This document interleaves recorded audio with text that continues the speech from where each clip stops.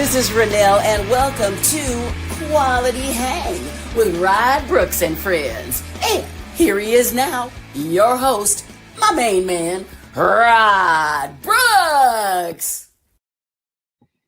Thank you very much, Renelle. I am Rod Brooks, and welcome to Quality Hang. And on this broadcasting adventure, as always, I am joined by my co-host, my friend, and yours. He is the rapidly healing Marcus Osborne. What's up, man? What's up, Daddy-O? You know what I was thinking, Rod? What's that? We need to get some applause coming out of that introduction. We do. It sounds empty coming right out of Renelle into us. We need that applause. Well, you know, I hear applause in my head. So, and I know that's not doing you or any of the viewers, any of the listeners any good. But just to let you know, I have a massive studio audience in my head who are just going bananas right now. Standing ovation and everything, every single time. It's crazy. Loves it. See what's happening in my head. But no, you're right. We will add some audio spice to this show for sure. We got a lot to get into, man. We haven't done the show in a week. We took last Wednesday and Friday off with the July 4th holiday, so we got a lot to get into. But as always, we start the show by thanking our presenting sponsor, Hop Monk Taverns. 3 locations to choose from: Sebastopol, Sonoma, and in Novato. And at all 3 locations, they all do the same great things. Excellent menu, diverse menu, great food, high quality food. Dean Biersch, number one, he is always about the food at the restaurants. Have to be great, but you also have to have great beer with that as well. And the local beer, the craft beer that they have at Hop Monk is second to none. Also have a full bar as well if you like to go a little bit extra. We don't judge. Matter of fact, we encourage. But for me, the best thing about Hop Monk, what they do there, is their commitment to live music at all 3 venues. And it's not just getting acts from around the country, as they do at all 3 Hop Monk venues, touring acts from around the country to go there and play. It's about the local scene as well. And at all 3 venues, Sonoma, Sebastopol, and in Novato, it's a great place for local artists to go and be seen. So check them out online, see what they have coming up schedule-wise as far as live music is concerned at hopmonk.com. Follow them on all the socials. But if you haven't been by and you happen to be by Novato, Sonoma, or Sebastopol, stop in the Hop Monk. And if it's been a while since you've been there, what's the problem? Going back in there. They're still doing the same great things. And again, we thank Hop Monk profusely and proudly for them being our presenting sponsor. So since it is our first show back after the 4th of July, this is something I did back in my radio days, and I think it does transfer here to this new media. 4th of July, it's a lot of fun, but it can be dangerous. So we have to do the post 4th of July hands and fingers check. All right, let's see them. I got 5 on this side. Your boy's good. I got 5 on this side. I got both hands. Good. Yeah, baby, we made it. We made it through another 4th of July, Marcus, and we didn't blow our fool selves up. And as far as I'm concerned, that qualifies as a victory. I got lucky since I was sitting around for the whole weekend. I literally could not grasp anything. Just sitting around looking at fireworks. Actually, from where I was sitting, I couldn't even see fireworks. Now that I think about it, I couldn't even see fireworks. What a terrible, terrible way to spend the 4th. Was it foggy in the city for 4th of July? You know what? Atypically, it was not. Oh, wow. Not that I can recall. It was not. Now, again, I was over in Lower Pack, so over by the pier, it could have been a completely different story. But, Rod, I'm so upset because not only with the 4th of July festivities going on, but there was some kind of big old festival, like literally down the block from me too. I miss all that. And for folks who don't know, for the irregular viewers of Quality Hang, we don't say that to call you irregular. Just that your viewing habits are irregular. But you can fix that by being a regular viewer. My point is this: is that Marcus has been playing hurt over the last few weeks. Marcus has a fairly serious tear to his calf muscle. How did it happen? Listen, you should see what happened to the other guy. Okay, that's all I got to tell you. All right, but because Marcus is really down one leg, it is hard for him to be mobile and do the things that he normally does. So we were just talking before we went live, and Marcus is bummed that he had basically 5 days off and couldn't do a damn thing about it. Didn't do nothing. This is karma. This is karma. This is major karma. I gotta stop talking bad about Warriors fans. Oh, is that what it is? They be mad at you, boy. Yeah, well, and Warrior fans are still having a tough time because free agency is not being kind to them, and Jonathan Kuminga has yet to sign with the Warriors, or they've yet to make a decision, pardon me, on what to do with Jonathan Kuminga. We'll start with the NBA, and then we'll get to baseball, as it took center stage over the weekend with the Giants and the West Sacramento A's playing. We'll get to baseball in just a second. A couple of quick NBA notes. Paolo Banchero signed a 5-year, $287 million rookie extension with the Orlando Magic. So party currently ongoing at Paolo Banchero's house, because when you ink a $287 million deal, you deserve to go buck wild. And he's a good young player. And Orlando in an Eastern Conference that really is wide open. The only healthy team you can look at, although the season just ended and there's a long way to go, but because of the Achilles tears to Tyrese Halliburton and to Jason Tatum and Damian Lillard, who's now a former Milwaukee Buck. But with the East being wide open, Cleveland is in the driver's seat. Again, many months away from the season starting. Yeah. The Knicks are in the driver's seat, and we got some New York Knicks news that we'll get to in just a second. But after that, the East is wide open. So if you're Orlando, not that they were going to, let Banchero go on the open market or not offering him that extension anyway, but if you're Orlando, you're looking at the East going, this is our chance to cement ourselves as one of the teams here for the future that can make some things happen in the Eastern Conference. And Paolo Banchero is the guy to be the lead dog on that. I mean, listen, that dude, it's so funny that he is the kind of the most slept on great young superstar in the game. This 6'10", this dude is insanely good. And everybody talks about how much bigger he is when they play him. They don't, they be like, oh, he doesn't look that big when you see him on TV, but when you play him, he's a huge guy. This dude could be the guy, not Jason Tatum, not any other dude. It could be this cat. Paolo Banchero is nice. I don't disagree with you. I don't disagree with you at all. Sleeping on him. He is that good of a player. I mentioned that we'd have some New York Knicks news, that we care about the Knicks, but one of my favorite people and former Warrior assistant coach and former Sacramento Kings head coach until this past season, Mike Brown, has been named the new head coach of the New York Knicks. And several things to say about this. First and foremost, don't make me like you, New York Knickerbocker basketball team. Because, again, I'm being biased here. No Mike Brown, just a little bit. But my interactions with him have always been good. And also, Mike Brown's a really good coach. And here's what's going to happen with the Knicks, is that defensively, they're going to get better because Mike Brown is a defensive first head coach, but he doesn't just die on that defense first or defense only hill. He also is a good offensive coach. So I think this is really going to work for the Knicks. They don't have Tom Thibodeau yelling at them, wearing them down to a nub. They have a guy who can be a little bit more flexible in his basketball dogma, if you will. You're going to get that same defensive intensity or more now that you are not running guys into the ground as Tom Thibodeau did. And also, Mike Brown is a guy who understands offense in today's NBA, coming from his days with the Warriors. And now it gets it out of, well, just give the ball to Jalen Brunson and let him do stuff. And then if that doesn't work, well, then we'll just try something, but they have no plan. This is a really, really good hire for the Knicks. And like I said, I don't want to like the Knicks, but with Mike Brown being there, I might have to. Just a dude that you can't help but root for. I guess with Mike Brown, it's going to come down to whether or not he's going to get 4 years in.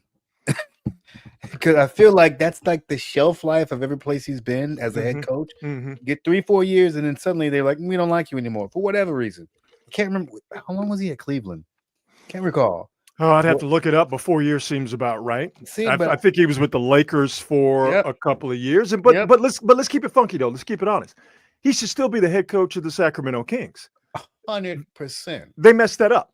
They messed that up. 100%. But that's the Kings continuing to be the Kings, because they went from a game 7 at home against the Warriors and a chance to not kill them, but at least knock the Warriors out. They went from that to light the beam and everybody feeling good about the Sacramento Kings to no Mike Brown, no De'Aaron Fox. The Halliburton left a while ago. You're basically done with everybody with the exception of Sabonis, and I wouldn't be surprised if they moved on from Sabonis here in the not-too-distant future, well, at least once the season starts. So at least they still have the beam in Sacramento, right? I mean, I think you and I both feel a certain way about Mike Brown. My concern is, yes, you got away from Sac, but you end up in New York. The ownership groups on either side, literally nothing to be excited about. And still this goofy. Is Mike Brown. Still goofy. Yeah, picking up the mantle in New York and doing anything well in New York with the Knicks is going to get you a little bit of love. But I just feel bad for this man for having to literally go from the Lakers to Sacramento and then the Knicks and like all the crap that comes along with them. Yeah, but here's the thing. There are more sketchy or just outright bad owners and ownership groups than there are good groups. So if you get a job in the NBA as a head coach, chances are your owner is a world-class shithead. You know, there might be varying levels of it, but by and large, you're probably dealing with somebody who is not a good person all the way around. Secondly, you know, Mike Brown made that decision to go to Sacramento. He a big boy. He knew what he was getting into. Getting those checks. I'm not getting those checks. And there's only 30 NBA head coaching jobs. All right. So even though James Dolan is one of the aforementioned world-class shitheads, if James Dolan were to call me, wouldn't happen, but let's fantasize for a second, shall we? If James Dolan were to call me and said, Rod Brooks, would you want to coach the New York Knicks? The answer is always going to be yes. Of course it is. I don't care about his reputation. I'm getting that job, and I'm going to try to do that job to the best of my ability. And maybe, just maybe, the basketball gods will smile on me and the shithead owner and his tendencies won't take over the situation. So, yeah, he's not working for the Lakers anymore. That's tough for Mike Brown, but I'm sure if you ask Mike Brown right now, he'll trade being an assistant coach for Joe Lacob's squad. He'll trade that for being the head coach of the Eastern Conference final appearing New York Knicks with that team and that talent in that city. You take that job 100 out of 100 times. You got to. You have to. And the good thing about it is Mike Brown. One thing about getting fired, especially before your contract ends, is you getting paid. Like that money's got to be paid out. Oh yeah. So he can be just as discerning as he feels like being. I don't know how many years left on his Sacramento contract, but I'm sure it's at least 2. And so you can go into the Knicks, get another 4-5 year deal. Boom, he's set for the next 7 years. Oh, let me tell you something. Mike Brown got a real nice, heavy, just dense severance package from the Kings. just parlayed on that for a few months.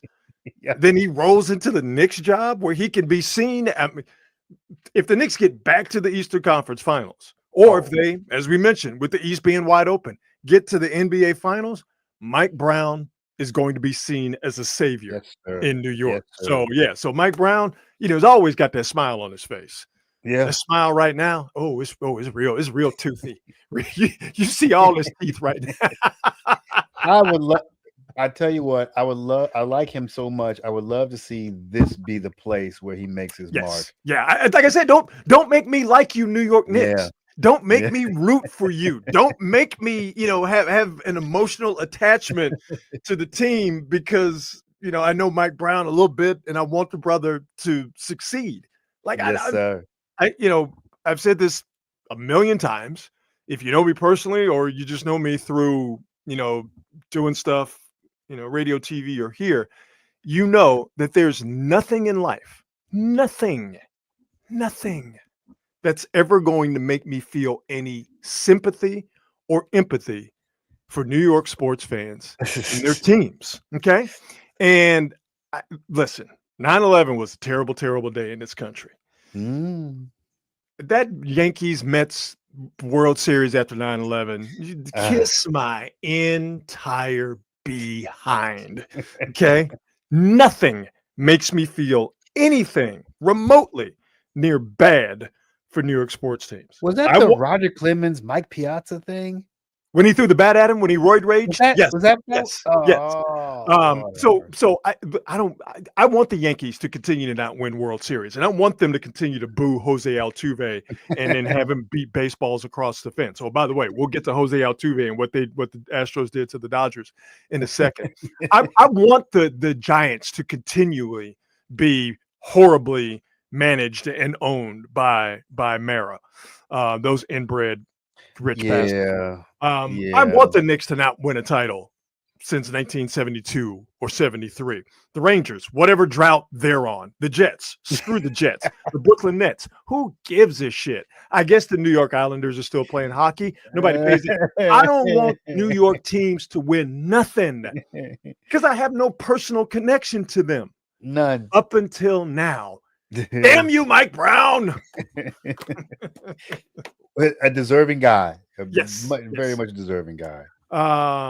Jump to the world of Major League Baseball. As I mentioned, now that we are in the middle of summer, the NBA, I should say the Major League Baseball took center stage here in the Bay Area. The Giants went on a 10-game road trip, and there for a while it wasn't all that great considering that they got swept. The Giants did at home at Oracle Park by the Miami Marlins. Then the Giants went to South Side of Chicago, lost 2 out of 3 to the woeful and lowly White Sox. But since then, the Giants have turned it around, finishing out the road trip in West Sacramento against Marcus's former favorite baseball team, the A's. The Giants did get back on track, winning 2 out of 3 in West Sacramento, 4 of their last 5, as the Giants got back to their winning ways and taking 2 or 3, as I mentioned, from the A's. I had watched a few A's games on television over in West Sacramento, just when they played the Astros. So I was familiar with just the visual of seeing a Major League Baseball game, of seeing the A's play at a minor league park as they were doing the home of the River Cats, the AAA affiliate for the Giants. I can imagine if that was your first time seeing the A's play when they played the Giants this past weekend.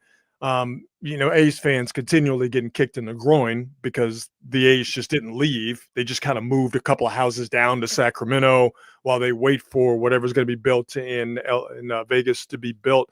But it must have felt really just extra shitty to see them in Sacramento wearing those uniforms with the Las Vegas patch on one arm and the Sacramento patch on the other. Weird. And the Giants are playing, and the place is full of Giants fans, and they're at a minor league stadium. I can imagine that just must have been really blank and weird. Weird. That's what it is. I mean, it's what's crazier is I feel literally no emotional attachment at all to the team. You cut it. You dropped it like a bad habit, huh? Yeah, dude. It's a trip. It's funny because I'm definitely a person who I'm pretty loyal to my teams. I don't just cut and run, etc. But like. Even with the Raiders, it was pretty easy to cut the Raiders off for a few years. But football is football, and you kind of end up getting sucked back into it. Mm-hmm. But the Giants as my childhood the A's is my childhood team. I rode with the A's from the 70s on till the day they left. And the way all that went down left such a bitter taste in my mouth. I'm like, I literally have no emotional connection. I don't pay attention to him. I don't follow him, except for the things I happen to hear passing by through sports in general, right? Like Denzel Clark. I had no idea who this dude was until 3 weeks ago. Yeah. But apparently he's pretty fucking awesome. I mean, they got a shortstop that's starting in the All-Star game. And it's not because every team gets an All-Star. Yeah, I'm forgetting the kid's name. He can hit. Fielding, but he can hit. Oh, yeah. See, I have no idea. He can hit. What's the dude? Do you know the guy's name? You know what? I have to look his name up. That is shocking. And here's the thing: those players will be gone in 3 years. So we all know how this. We've seen this TV show. We know the ending. It's not a cliffhanger. Like we know they're going to be gone. Although now that they're not purposely trying to sabotage wins and losses, maybe they will find a way to hang on to him. But even that is not really something that I can imagine being in the realm of possibility with A's ownership. They're just not. I don't see them being interested in winning. I see them being interested in money. I see them being interested in keeping costs as low as possible. Even in Las Vegas, I don't think they're going to spend any money. Jacob Wilson. Why can I remember the very Wow, simple name of Jacob Wilson? What a plain name. Is Jacob Wilson, though? Kick and hit. Really? I got to check it out. He can hit. Check him out. He can hit. You know, your A's fandom being driven out of you by years of purposeful mismanagement and cost cutting. All of that was done on purpose. I mean, I'm not telling you something you don't already know, but just hearing you talk about how your A's fandom, you know, you growing up working at the Coliseum, growing up that being your team, dude. How your A's fandom was literally wrung out of you. Yep, that was done on purpose. And John Fisher he followed the aforementioned shithead owner playbook. Yep. The major league playbook. He went to the chapter of how do I get my team out of a town or out of a situation I don't want to be in. He went to chapter 13. See what I did there? I'm already back in the groove, baby. I took 2 shows off and I'm already back in the pocket. Don't encourage me. He went to chapter 13 and he followed it step by step by step. Sure, and the one thing, and the first thing you do, or you start to do, because it's a process, is that you poison the waters. Yes. You salt the earth so nothing can grow ever. And that's what he did. Yep. Putting all the stories about, we don't have fans. People don't want to come see us. Well, this is all bullshit. We know it's bullshit. We can go back and look at the attendance numbers for the first 10 years of his reign at the head of the A's ownership. The fact of the matter is, like, people are, well, why do the A's keep getting rid of all the good players? Because they don't want to win. And when you lose, it's easier for people to go get these guys out of here.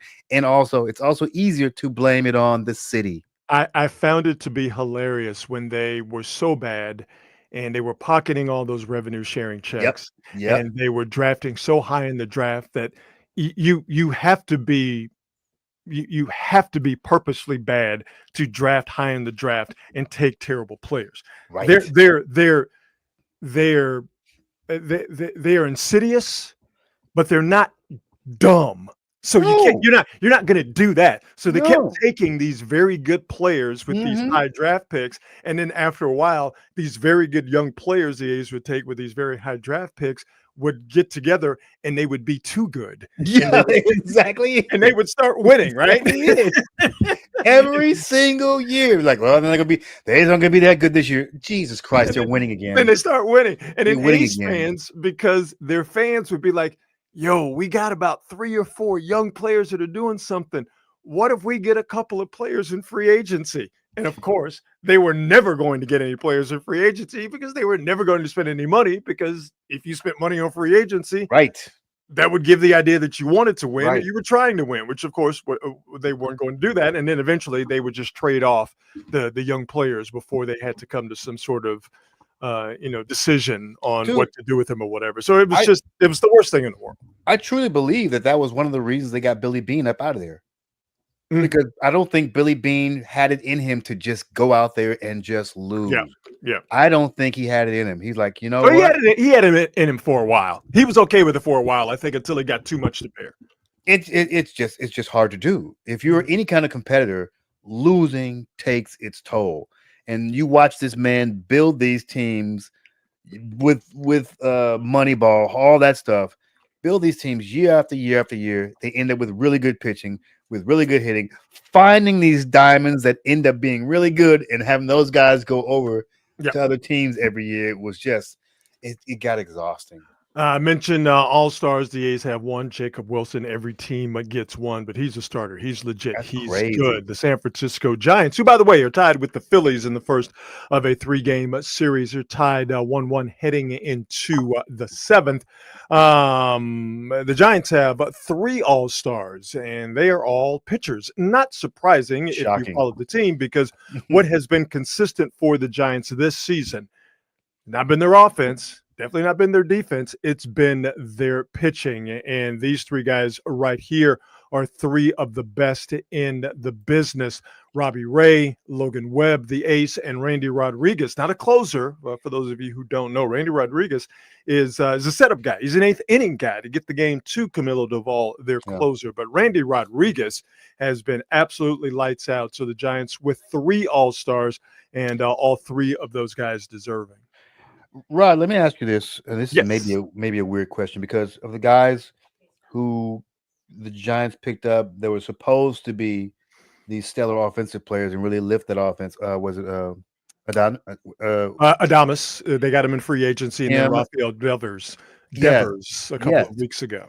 So I'm curious what your thoughts are on, because these are guys who are proven players. So it's not like we're being shocked by, other than the fact that they're not producing. You think the ballpark has anything to do with it? I don't know what their home and road splits are. So no. Start with Adames here. For Adames, I think it's the typical age-old free agent comes over, pressing, trying way too hard. He was pressing. He was grinding. Over the last 15, 18 games, Willy Adames has been hitting the cover off the ball.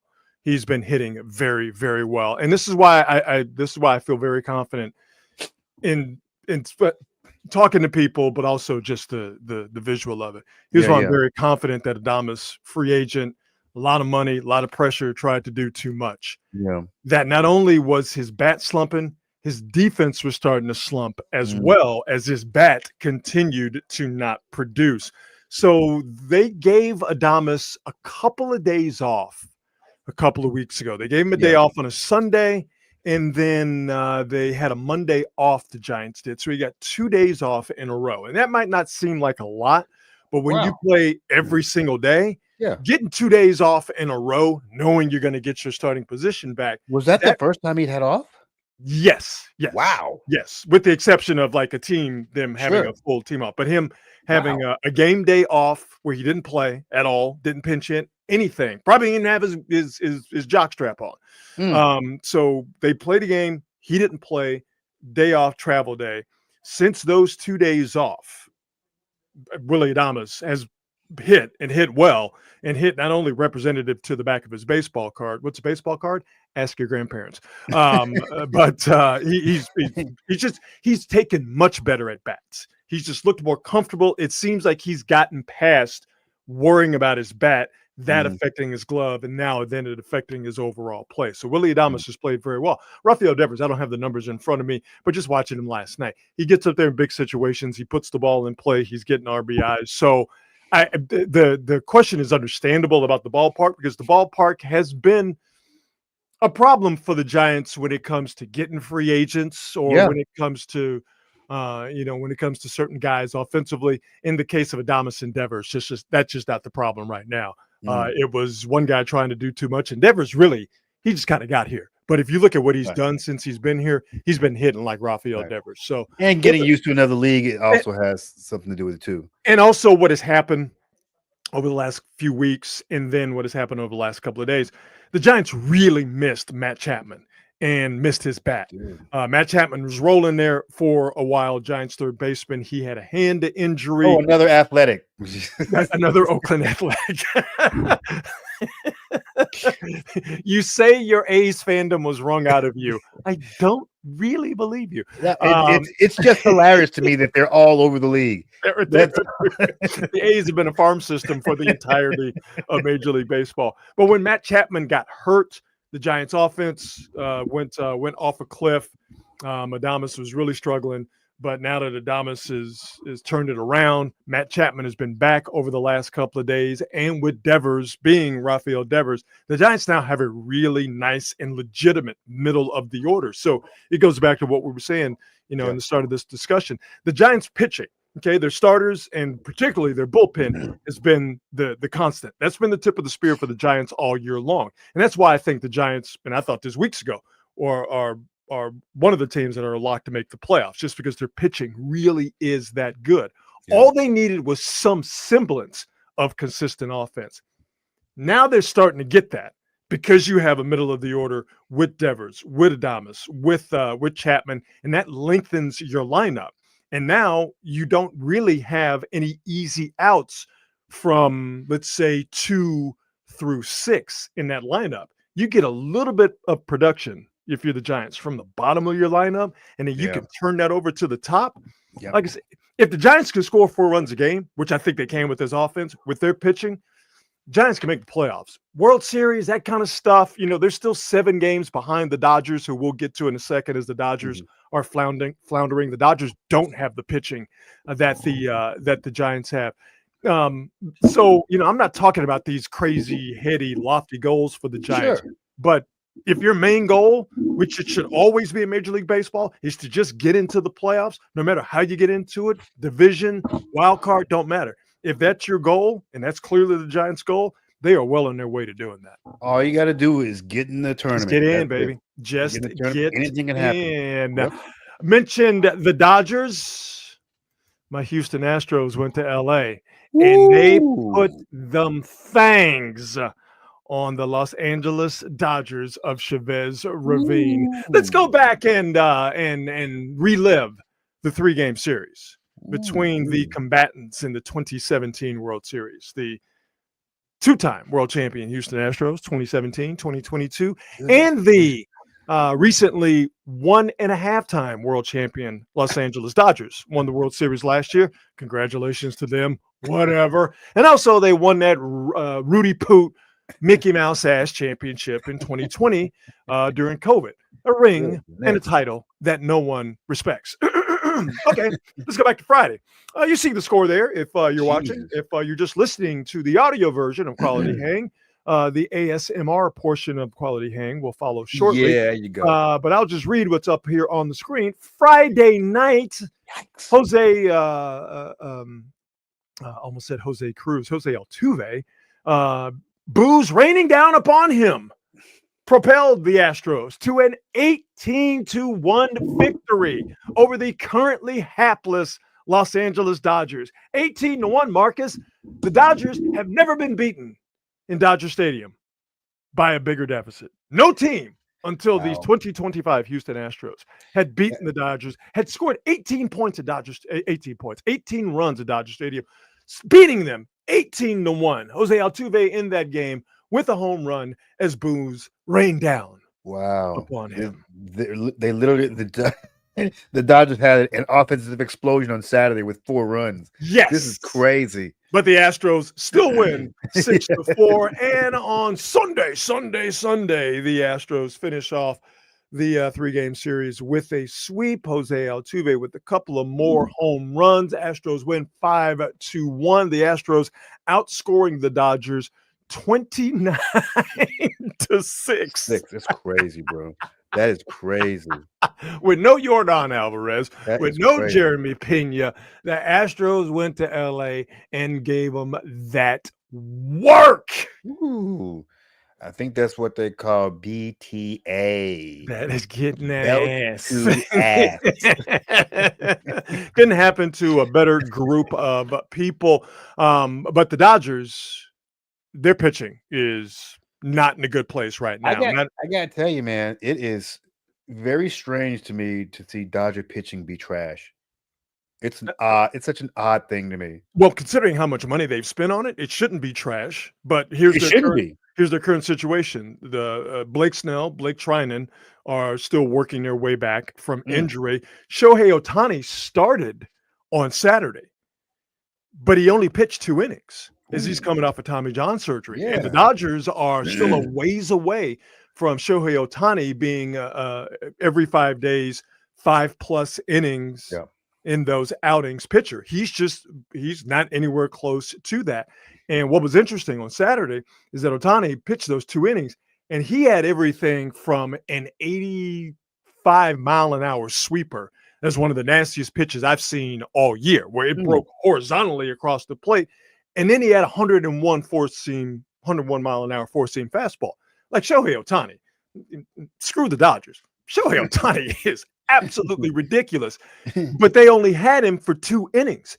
And you could see the Astros run into the bat rack as soon as they took Ohtani out after his 2 scheduled innings. And then after that, they put up the 6th spot and ended up winning 6-4. So the Dodgers are eventually going to get some guys back. And as I mentioned, that they're losing, or they lost again today in Milwaukee now in the run. So now the Dodgers have lost 4 games in a row and hopefully more. But yeah, look at the Giants and their pitching, and the Giants pitching could be better. You'd like a little bit more length in that rotation, but comparing them to what the Dodgers have, the Dodgers pitching has absolutely fallen off a cliff, and the Dodgers offense trying to hold the line because the pitching for them has been so bad. Their offense has been quite feeble over this past month, and it couldn't happen to a better group of people. All right, so what's going on with Kershaw? I'm assuming Kershaw, 188 years old, didn't pitch during this series, right? He did not. Yeah. He did not. But I mean, listen, man, Clayton Kershaw ain't gonna save him. What's gonna save him? No. Blake Snell back, Blake Trinan, and being able to get more than 2 innings every few days out of Shohei Ohtani. Well, and Kershaw is not even dependable anymore. I mean, is he going to show up? You just kind of never know at this point. Like right? I said, he's 198 years old. Yeah. Yeah. It dawned on me the other day. I'm like, oh, this dude has been around almost as long as Steph Curry's been around. I mean, dog, he's got crazy. gray in his beard. Okay? It's so crazy to me that he's been around that long. So, Giants are getting back into shape, and the Dodgers stink. So as far as I'm concerned out here, everything's all right in the baseball world. Everything is good. We are 7 weeks away, Marcus, from the beginning of the professional football season. This is coming very quickly, my brother. It is coming very quickly. Matter of fact, the Niners are going to start to have rookies file in for the beginning of training camp here within the next week or so. So we are getting close to football season, and guys are ramping up their off-season training in preparation for another grueling football season. Well, we do have some video here from Derrick Henry's personal Instagram account. Oh, let's see what King Henry is doing to train for this upcoming NFL season. Of course he is. Yeah. Of course he is. That's frightening. Oh my God. Is he dragging a heavy check? Oh, good God. That's that Walter Payton-ish. Yo, man. Come on. You supposed to tackle that? Nah. That's if you look at him, you go, oh, that's a defensive end. Right? Oh, that's a defensive end, obviously. Bruh. No, man. By the way, Derrick Henry, what, 8-9 years in the league? Something like that? Nah. Well, they said he was washed. Yeah, right? Yeah, the Titans are like, no, we don't need that. No. They said he was washed. What would we want this guy for? We're the Tennessee Titans. We're good. They said that dude was washed. Oh, man, my Lord, have mercy. Could you imagine tackling this in the open field? Could you imagine that coming at you? A lot of business decisions being made if that dude's coming my way. Bro, here's the thing. He was this size in college. Crazy, dude. You know, this is my favorite kind of back. This is my favorite. Really kind good? Of back. Yeah, I like them too. Just these dudes that are just bruisers. Yeah, man. Running you over. I love it so much. But he'll run you over, and then he will run away from guys who are happy to try and pursue him because they weren't the ones that got run over. And then he'll get to the second level. Man, don't no DBs want to mess with that. No. Even the craziest safety don't want nothing to do with this coming at you. Now you need one of those crazy Ronnie Lott, Ray Lewis type of dudes. Steve Atwater. Who's looking for punishment. Right. Them dudes don't play in the NFL no more because the Ed NFL, Reed. Right. Look at those dudes. They don't want them type of dudes in the NFL anymore because they had violence on their mind. You know why they had violence on their mind? Because they had to tackle guys like this. Exactly. It's crazy. I'm a fan. No. I pull a hamstring if that's coming to me. I feel one being pulled right now. Marcus say, I pull a hamstring just watching him. Right now. Are you kidding?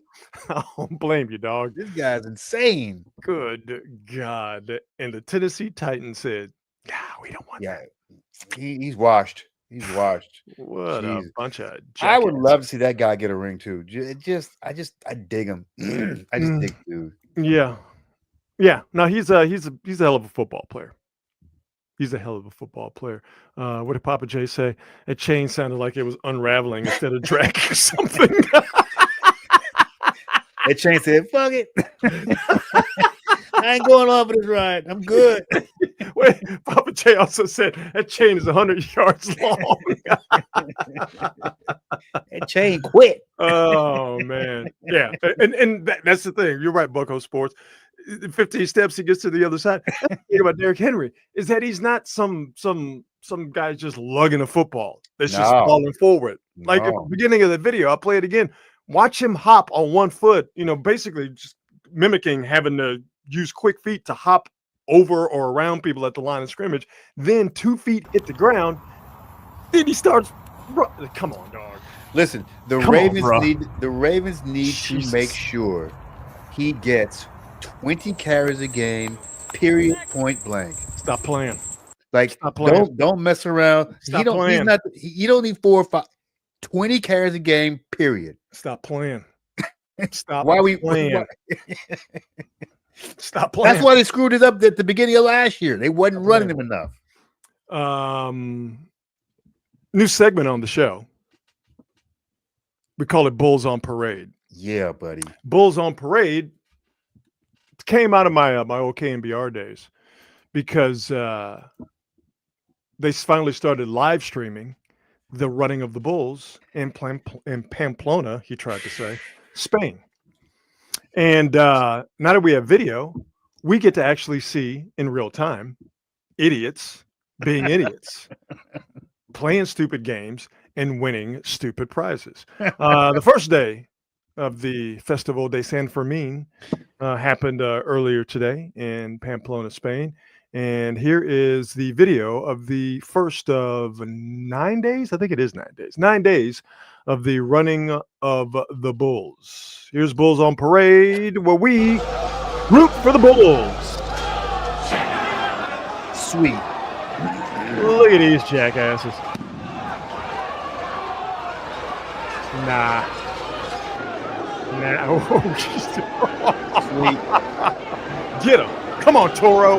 Get him. Get him. Oh, look at the 2 stragglers in the back.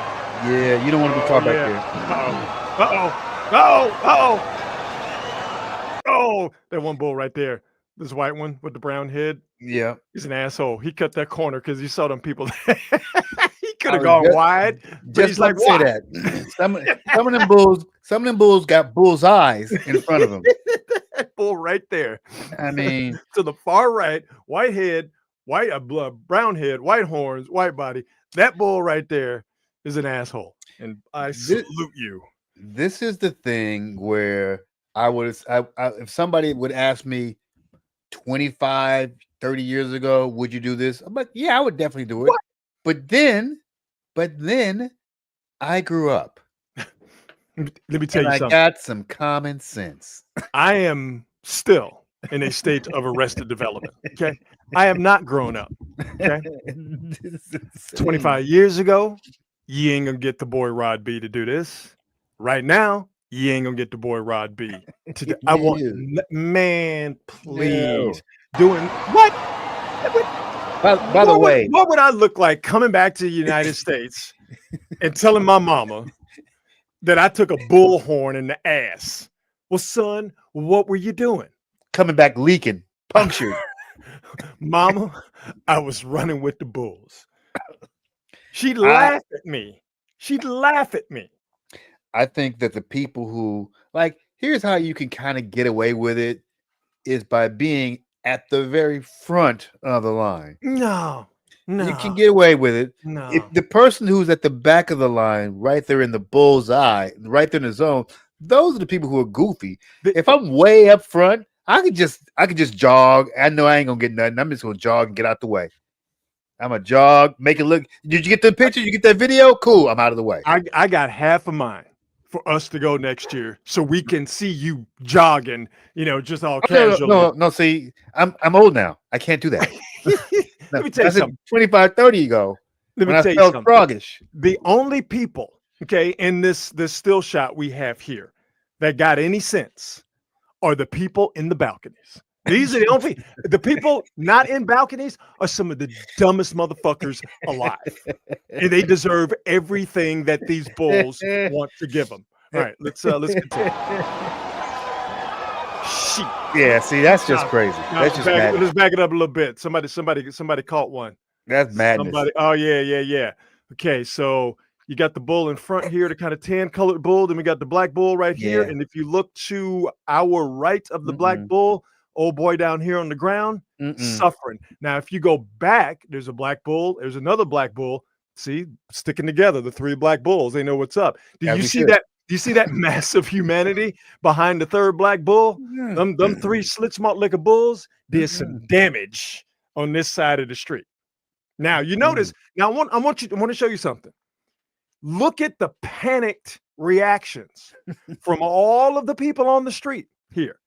Okay, look at these people in the balcony looking very not panicked.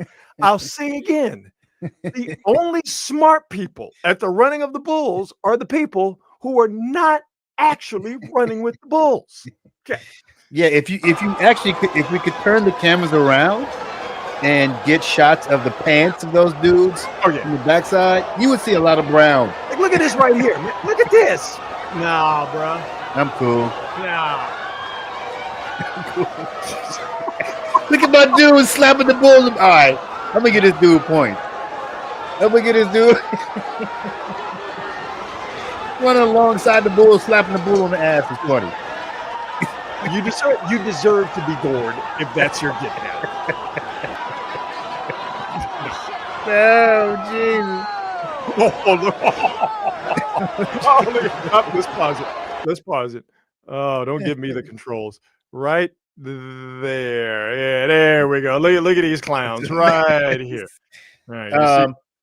They already got run over by this bull with the brown head and the white body. It's like here's the fullback. Here's Patrick Ricard of the Baltimore Ravens. All right, fullback opening up the holes, and here is the Derrick Henry of bulls in Pamplona, Spain, coming through the hole while Patrick Ricard here in front has already broken through the line of scrimmage. He's taking it right to the house. These guys right here. This Derrick Henry type bull in the background, that's 6. He's good.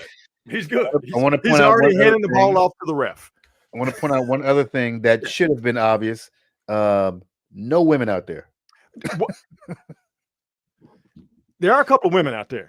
Where they at? Because I've seen this. I watched this video like a dozen times. Like because nibble, I want to see. It's one of my favorite things. There's some ladies out there. I can tell you what you damn sure don't see though. You don't see none.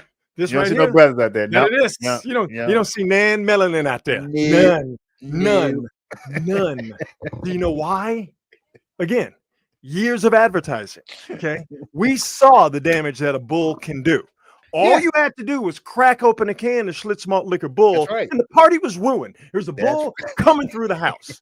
And as a child, who watched a lot of Soul Train, all right, seeing that commercial let me know that I didn't need to watch The Breakfast Club to know absolutely I wasn't going to mess with the bull because I, young Rod B, didn't want the horns. You ain't going to see none of us out there. You knew for a fact that the only thing coming through that wall when you cracked that beer open was a bull or Kool in the Gang. One or the other. And listen, as Kool in the Gang would be, having them at the crib, if you got a hole in your wall, it's hard to enjoy Kool in the Gang if a bull is already run. So anyway, we keep going. All right.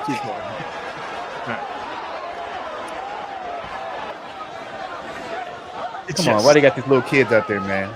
It's because again, nobody's splitting any atoms here. All right.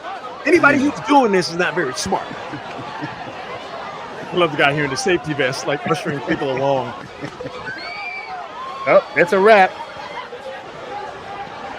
Hey, see, there was a lady right there. But let me back it up. Oh, wait. Oh yeah, no, there's ladies. Where's she at? Yeah, right there. There's a Oh. lady. Yeah, Oh yeah, she there's a definitely- lady right there. There's two of them. Yeah, they definitely tucked Yeah, out. but I guess they go to the running of the bulls in packs just like they do the bathroom. You know, Crazy. oh yeah, I can see the purses and the Coke mirrors.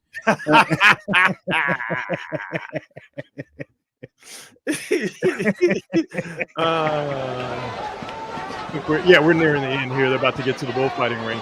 Oh yeah. And by the way, that face right there, that's the face of regret. That's the face of I should not have done this. Oh my God! Cannot dude. believe I allowed Pedro to talk me into this. That is the All look for of some ecstasy. all Damn. for some ecstasy. So we will continue to monitor this year's running of the bulls. We will continue to root for the bulls and root for them actively for them to gore the people who are abusing them, because these bulls are eventually led into the bull ring, as you can see here in this still shot, where they are slaughtered for people's amusement. So we are rooting for the bulls, and we will keep statistics.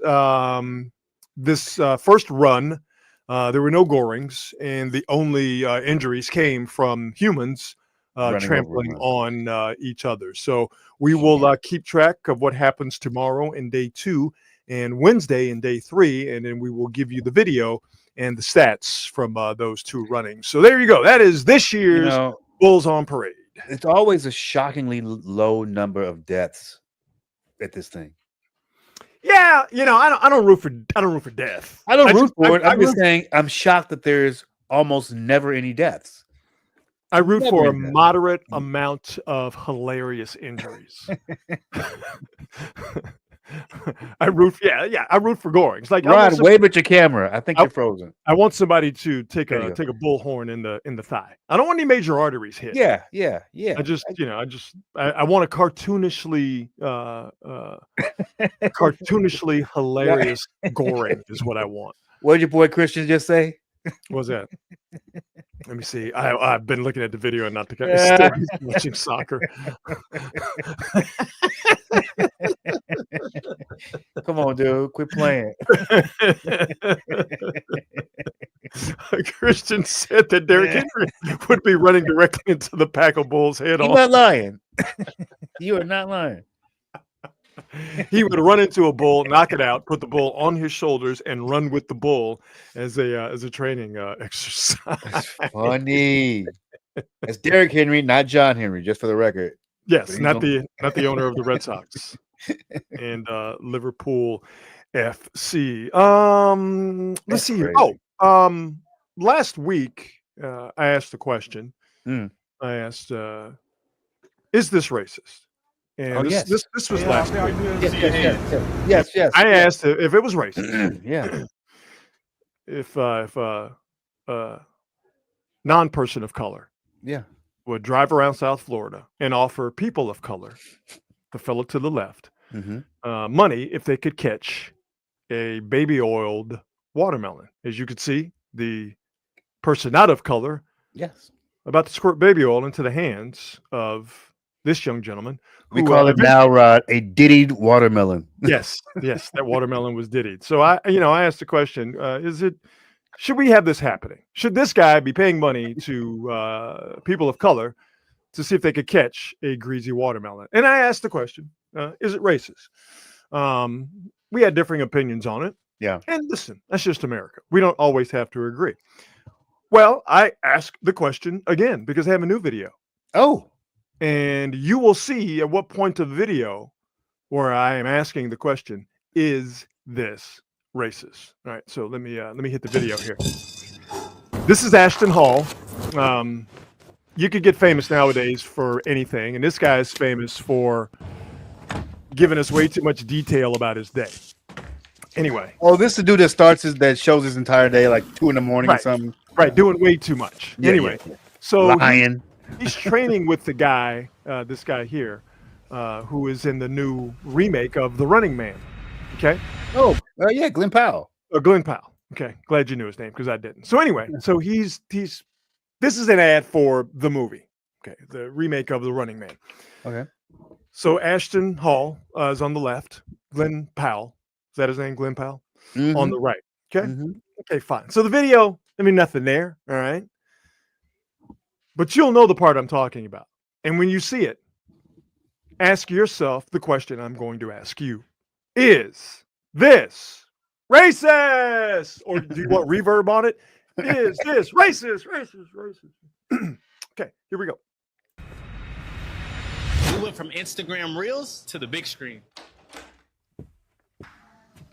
To the movie theater. All right. Just back it up. Dude, they give him chicken and watermelon. Fried chicken and watermelon. Goes to the movie theater, one of those movie theaters where you could order food. And what does he order? Fried chicken and watermelon. No. So I ask the question, is this racist? Well, you know how I feel about publicly consuming watermelon in front of white people. It does something to me. So this, off the rip, as soon as I see it, I'm going, this feels racist. I'm praying to God he's the one who ordered this just to take some of the sting off. Because if he's not, it's really gone bad. I'm like, bro, not all money's good money, baby. Not all money, good money. Why it's got to be the brother sitting there and it's the white hand is putting the chicken and the watermelon down. All you gotta do is duck his face into the camera and say, "We go eat good." Yeah, he's always slamming his face into a bottle, into a bowl full of ice water. Does he slam his face into that bowl of watermelon? Because then that would be racist. There'd be no asking, is it racist? Like, yes, that's obviously racist. That's easily. I mean, all we need to do is see his teeth and a big smile on his face. Yo, dog. Come on, dude. Oh my God, this hurts my feelings for this guy. The only thing more racist than that is if he said, "Where the white women at?" Okay. This brother, if it ain't snowing, I ain't going. Yo, man, he goes to a movie theater and he orders chicken and watermelon. Really, a guy in this shit? Does he look like he eats fried chicken? No, of course not. On, and listen, this is not to shame fried chicken and watermelon. Okay? Oh, it's amazing. Both of them are amazing. Amazing. Let me hip folks on though to a little something. I can promise you, you ain't never seen nobody sit down and eat fried chicken and watermelon together. Nope. I know you're probably saying, "Hey, we got fried chicken and waffles." Now that's that's as almost as American as apple pie nowadays. Yeah. But you ain't got no fried chicken and watermelon restaurants. Okay. And you will not see one. You might get fried chicken. You might get watermelon. I don't know. Rarely ever, if ever, are those two things served together. Damn sure not in no movie theater. I don't know if they had this in Houston, but here we had a restaurant called Sambo's. Oh, I remember that. Oh yeah. Oh yeah. Oh yeah, I remember that. I remember Sambo's. Oh yeah.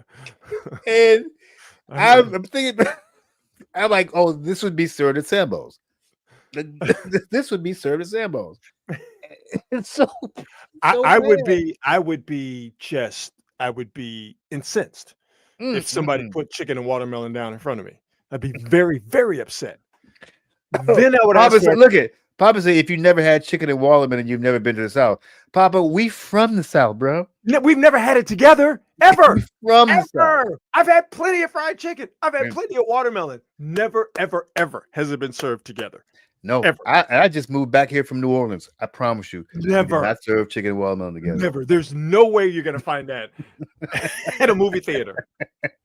Come on, dog. Come on. It'd be different if he went back to his crib. He's like, "Oh, I'm going to watch The Running Man. There's remakes." Like, all right, I get that. But he goes to the movie theater, sits down, and they bring him chicken and water. Come on, man. So I asked the question, is this racist?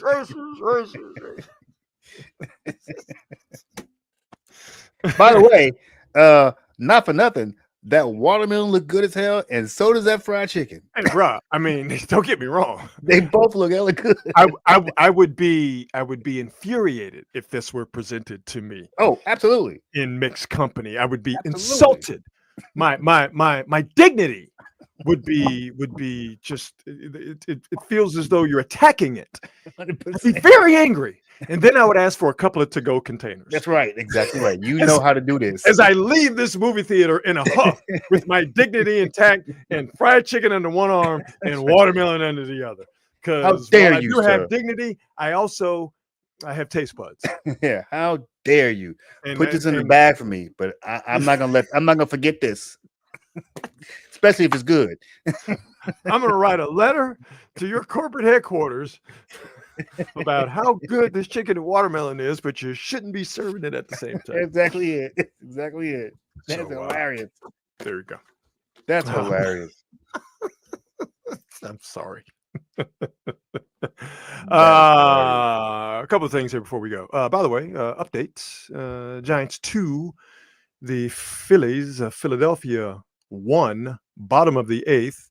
Runners at the corners, 1 out. Ooh. Jung-Hoo Lee at the plate. Mark is sort of going back to what you were talking about earlier about the struggles of Adames, the previous struggles of Adames, and Rafael Devers maybe being affected by the ballpark. One guy who has been struggling, and they get the out at home. One guy who has been struggling this year after having a nice 30-something games before he got hurt last year, having a real nice start to this season. Yeah. Jung-Hoo Lee has struggled. He's the talk is that the league has adjusted to him. The people I've heard say that are people whose opinion I trust. Very possible, very likely. I would say that's very likely. Yeah. But Jung-Hoo Lee, my apologies. They did not get the out at home. Jung-Hoo Lee with that's an RBI. Yeah, they're going to should give him an RBI on that. So it's 3-1. Matt Chapman scores 3-1. Giants on top of the Phillies. 1 on runners at first and second. So just wanted to give you that update real quick. Music. Saw this morning, and it came as a shock. Matt Cameron, former Soundgarden drummer, and now former drummer for Pearl Jam. These two statements were put out this morning. On the one on the left from Matt Cameron. After 27 years, I've taken my final steps down from the drum riser for the mighty Pearl Jam. Pearl Jam, in their statements, and these were both released at the same time, said that Matt Cameron, has propelled the last 27 years of Pearl Jam live shows and studio recordings. He will be deeply missed and is our friend forever in art and music. So Pearl Jam, once again, looking for a drummer. Did not see this coming. Again, Matt Cameron's been with them since 1998. They just finished a tour off of another album, the latest, Dark Matter. So no one saw this coming, but Matt Cameron, no longer the drummer of Pearl Jam. Wow, people are quitting. I mean, not completely unrelated, but I just saw that Craig Robinson, stand-up comic and actor, has quit comedy altogether, which I thought it was a joke. I know, right? I thought it was a joke. Like, man, you're funny. Like, no, what? No, he's dead serious. For those of you who don't know who Craig Robinson is, he was in The Office for years. He was in a bunch of. He was in the 40-year version. He played the security guard. Yes. But he's been in a bunch of good shows, and he was a stand-up comic for years. Yes. First time I saw him was on Def Comedy Jam back in the 90s. So, very, very funny dude. Talented brother. He can play the piano. He can play the keys. Yes. He was a music teacher. Yes. Yeah. He's a Chicago guy, isn't he? Yes, dude. Yes. Yeah. Oh, I ran into him, Rod, not at the comedy club, but in New Orleans. He was there with a couple of friends, and we had like 3 minutes of conversation. I'm like, dude, I think, the whole thing. I just think you're fucking hilarious, et cetera, et cetera. So I wanted to just give you a shout out. He was super nice, got me a drink. LeBron was in his very first winning finals appearance with the Miami Heat at the time. So yeah, it was a pretty cool moment. So he's going to continue to do movies. Will he continue to do comedic movies, or is he done? Excuse me. I think he's given. He's got 3 projects coming up that are completed, done.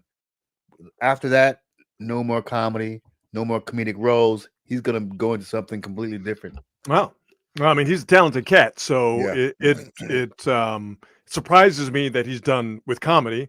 Maybe he finds that to be, limiting. Maybe it finds it to be constricting. Maybe he feels like that he's not getting roles that are more fulfilling because of his background in comedy and being so good at it. He wants to Yeah. branch out and try something different. So I'm Not never going to mad. hate on any artist Not that bad. decides that they want to go in a different direction Yeah. and cut off a lane that they were, let's just say well versed in before. Yeah. So yeah, best of luck to Craig Robinson and best of luck to Matt Cameron. And what is Pearl Jam going to do for a drummer? And what are the Foo Fighters going to do for? I mean, listen, Right. if Couple asked, openings. if asked, I will Got a couple serve. openings. If the Foo Fighters and Pearl Jam need me, you know where to find me. So yeah, not a problem. I will. Let's make it happen. I will absolutely do it. On this day, as we wrap up the Monday edition of Quality Hang, on this day in 1987, 2 massive hip hop albums came out. Ooh, what are we talking? First, Ice-T's first album. What? Rhyme Pays hit on this date Oh, boy. in 1987. Man, I mean, I love that album so much. it's Rhyme Pays is a really good song. Squeeze the Trigger is one of my absolutely favorite songs. I love this album so much. I could not stop playing it. And this is back when albums and the album covers meant something. Brothers went crazy. Yep. For Darlene, It's funny because Ice-T's woman on the front of the album cover. We were like, yo, son, look at the woman he's got on the cover. It's funny because I think that it's odd that the West Coast and the South has such similar sensibilities when it came to hip hop. Mm-hmm. We just traded often. Like we loved Scarface and all the Houston boys. We loved Scarface out here. That dude could do no wrong. Ghetto boys in general could do no wrong up out here. And we know how much Short was loved out down south. They love some Short down south. It's crazy, man. Yeah, man. Ice-T's wow. debut, Rhyme Pays, came out on this date in 1987. And also on this date in 1987. Come on, dog. Man. Paid in Full came out on the exact same day. So wow. Back then, and I'll say probably from about 84 on through about 95. Me and my buddies, we literally would go to the record store every Tuesday because new music came out on Tuesdays. Yep. For those who are old, new music came out on Tuesday. We would literally just go to the record store and say, "You got any new hip hop? You got any new rap? Anything new coming out?" That's how on fire that genre was. It was basically sight unseen, unheard. What do you have in the store that's new hip hop? And we just go and just buy the tapes. By the way, were $7.99, $8.99. So here's my hip hop album purchasing story / history. Our spot in Houston was Soundwaves Records and Tapes. Yeah. And they had a couple locations, but the main one was on South Main in Houston. And that's where we would go every Tuesday to get whatever came out. And you only had enough money for one. So not that I remember this day, but I'm pretty sure when I went there on July 7th, I had to get paid in full. I couldn't afford both of them. I had to get paid in full. Homeboy might have got Ice-T, and then we would trade records and stuff. That's how you did it. Somebody might have got the tape, and then you might have got a copy of the tape, and that might have got passed around. But I tell the story, we didn't know it at the time, but there was a dude who worked at Soundwaves who was a DJ, and he was starting to get some play, right? His name was DJ Premier. Oh, get out of here. Before Primo, when he was still, I don't remember if he was still going to college at Prairie View, which is a historically black university north of Houston, northwest of Houston. I don't know if he was still going to Prairie View and working in the summers, or if he had already dropped out of Prairie View and he was full-time in the music before he went to New York and hooked up with Guru and made Gangstar.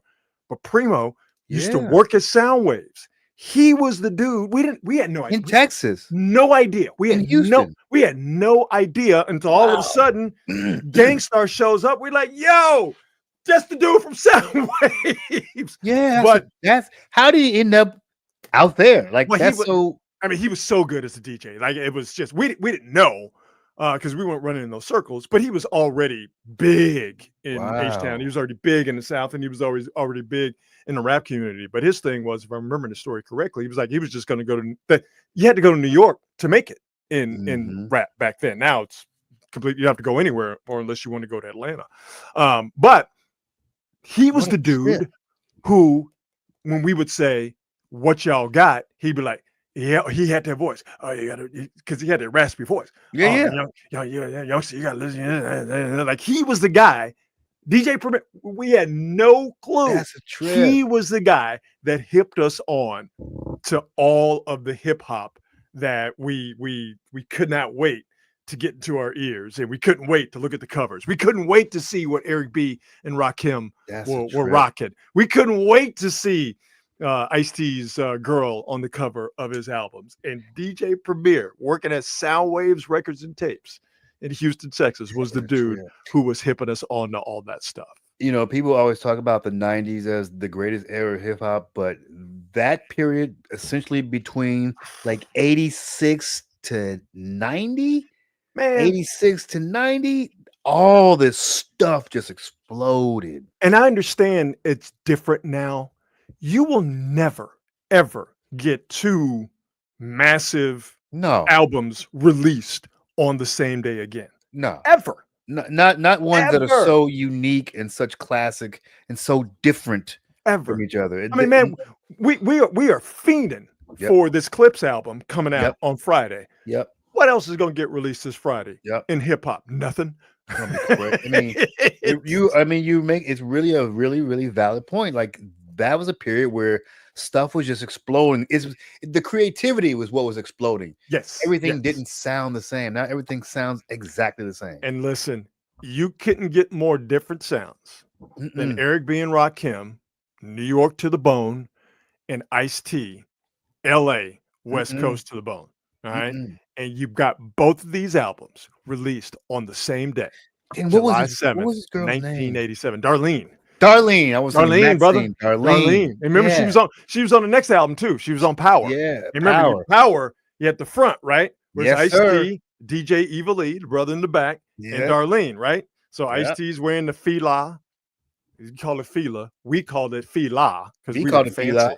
The Fila suit. Okay. Evil Lee was wearing his gear, and Darlene was wearing a very high cut bikini, like she's wearing super high cut. And you remember, they all had their hands behind their backs, and then you flip the album over, and they were all holding shotguns behind their backs. That was the coolest shit ever. Now I saw Drake with a new record, and he had 100 guns on the ground. I'm like, get out of here, you corny ass dude. I can't roll my eyes hard enough. Get out of here. Lame ass, get out of here. Showing all the guns laying on the floor, showing all the liquor, showing his store-bought abs. That picture of him and his abs is so hilarious because where's your chest? Where are your arms? Bro. He's so corny. Look like a pack of dinner rolls he's got on his stomach. Man, you ain't fooling nobody. He's so corny. I can't wait for that Clips album to come out and just dust that fool. He's so God. Like, you the hard dude who's suing everybody and your feelings hurt because LeBron went to the pop-up. Meanwhile, you got a tattoo of LeBron on your back. Get out of here. You're a dork. DORK. Get out of here. Dork. This is why we love Paulie Mac. Paulie Mac turned me on to that album. Summer of 1987, before our sophomore year in college. Paulie Mac was a college radio DJ, and he was getting hip to Public Enemy and all this stuff. The same time we were getting hip to Public Enemy and all this stuff. Shout out to Paulie Mac and Tony Ryan and the Paulie Mac Particles crew, the PMP Army. We see you guys out there. We love you. We always wrap the show up with the best thing I heard today. Let me get rid of all these elements here. And the best thing that I heard today, it's the best thing I saw today, if you don't mind. I was doing a little research for the show. Yes. And as we mentioned, the Giants have 3 All-Stars. Robbie Ray here to the left, the ace, Logan Webb in the middle, and Randy Rodriguez, setup man extraordinaire, on the right. And just looking at some stats for Randy Rodriguez, and I noticed that Randy Rodriguez's ERA is 0.69. Ooh, child. Nice. Ooh, child. That's the best thing I saw today. Nice. I mean, how do you... Listen, that's impressive, particularly getting to this point of the season. That is insane. I'm such a child. I'm sorry.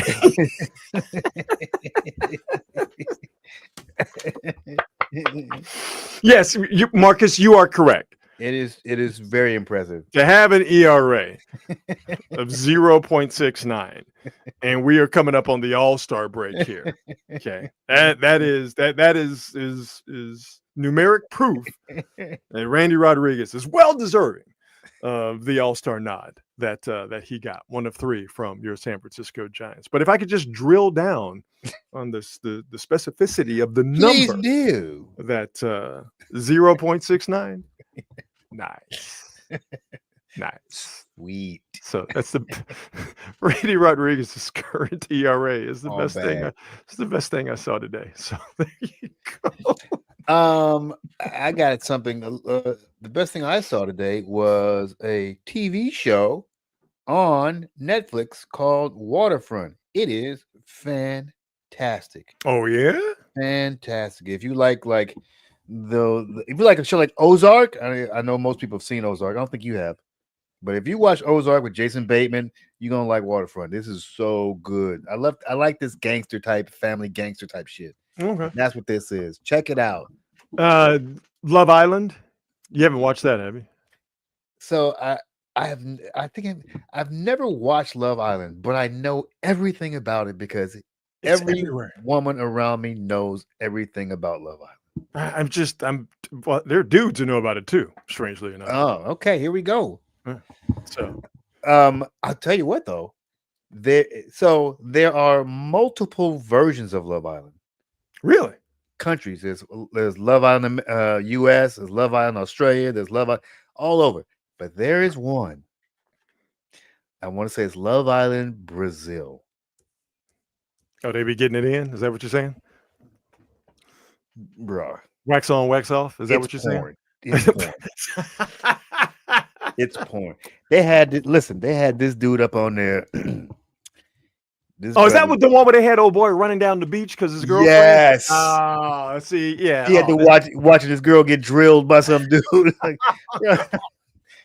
Man, what are we doing here? We are going to hell in a handbasket. What are we doing? We are going to hell in a handbasket. Real quick note before we get out of here. Giants keep winning. I told you earlier that they have definitely gotten back on track. The Giants have now won 4 in a row. Sweet. They beat the Philadelphia Phillies 3-1 to start that 3-game homestand and the last homestand of the season before the All-Star break next week. So the Giants keep rolling. And we keep rolling, but before we roll up on out of this spot, we always take the time to say thank you to our presenting sponsor, Hop Monk Taverns, and to remind you that there are 3 locations for you to choose from: Sonoma, Sebastopol, and in Novato. It's a great place if you're just rolling on the solo tip or if you got a family, because of the menu and the food. Absolutely fantastic. The craft beer selection is out of this world, and the live music at all of the venues is out of this world. And for me, the fact that local artists have a home at all three of those venues to see and be seen. I think that is what makes Hop Monk special. So check them out online to see what they have coming up as far as the local, the live music schedule at hopmonk.com, and definitely follow them on all the socials. And speaking of socials, Marcus, I finally remembered. What? Tell the people where they should follow us. You gotta go to the Facebook fan page, Quality Hang with Rod Brooks and Friends. Please do it because we want to be able to broadcast the show everywhere, and we need to get this thing hooked up on Facebook. So follow us there, subscribe there, so we need about 44 more people to follow us on the Facebook fan page. So go there so we can spread the word with Quality Hang, not just with your voice, but with the actual show. And we love you watching us on YouTube. We love you watching us on Twitter. And to the Quality Hangers, you folks in the comments, you folks in the chat, we love the community that you've built, and we want to make sure that we continue to grow that community. So we thank you. We thank you. We thank you. Marcus, it is good to be back in the groove. Sir. How about we do this bad boy again on Wednesday at 8 o'clock? Let's do it, baby. Let's do it. We shall do it. It shall be done, everyone. Hope you had a fantastic weekend. Hope you have all 10 of your fingers and both of your hands coming off of this 4th of July. And we hope to see you again on Wednesday at 8 o'clock. Remember, be good and be good at it. We'll see you.